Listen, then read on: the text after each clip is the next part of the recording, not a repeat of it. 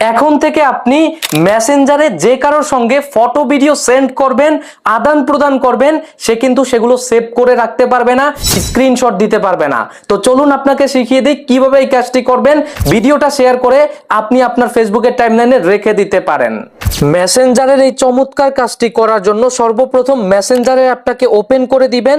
যার ইনবক্সে photo video পাঠাতে চান তার ইনবক্সের উপরে ক্লিক করে দিয়ে এখান থেকে গ্যালারির আইকনে ক্লিক করবেন।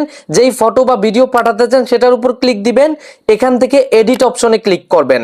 এবার এখানে অবশ্যই কি করবেন, এই অপশনটা পাবেন, এখান থেকে এই অফ অপশনে ক্লিক করে দিবেন, সেন্ড অপশনে ক্লিক করে দিবেন।